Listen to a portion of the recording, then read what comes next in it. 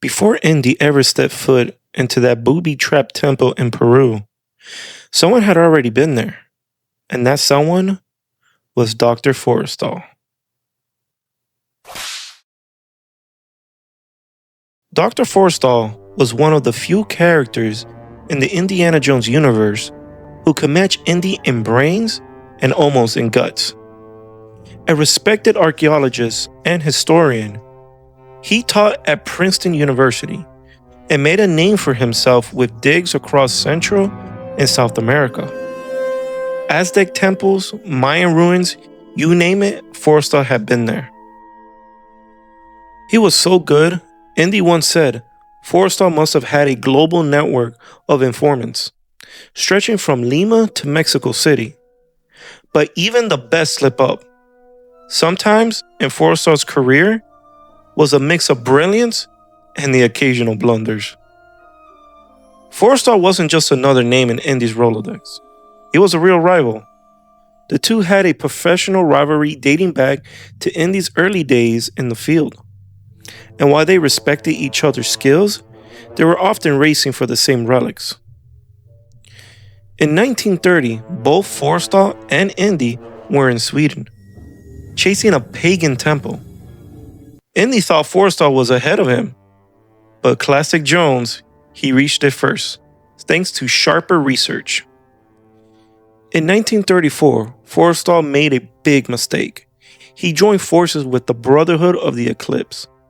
Yeah, not the best decision.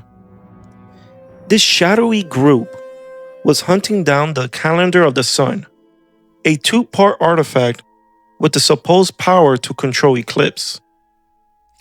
Forrestal helped them set up a dig in South America, near the Delhi moon door. And by Delhi, I mean full of traps and corpses. But the Brotherhood pulled a classic bad guy move. They got what they wanted and left Forrestal to die.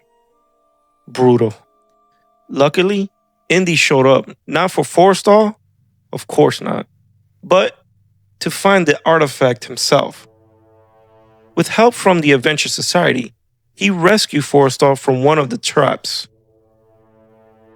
Grateful, Forrestal split the beans on the Brotherhood, giving Indy the Society a chance to finish what he started.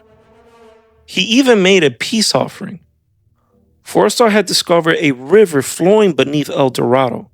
Yeah, that El Dorado. And tipped off the Adventure Society. Kind of a mic drop moment in archaeology. Forrestal didn't always get the glory, but his work left a real mark. He may have been clumsy now and then, but he was bold. And his story shows just how dangerous the world of treasure hunting is. And sadly, we know how it ended. Somewhere in the Peruvian jungle, deep inside the Chachapoyan temple, Forrestal met his end, impaled by one of the temple's brutal traps. When Indy found him in Raiders of the Lost Ark, all he could say was, Forrestal. He was good. He was very, very good. But his legacy is carved into the bones of Indiana Jones' story. If you want more deep dives into the unsung hero and unlucky rivals of the Indiana Jones universe, hit that like button, subscribe, and let me know in the comments who I should cover next. With that being said, always remember, choose wisely.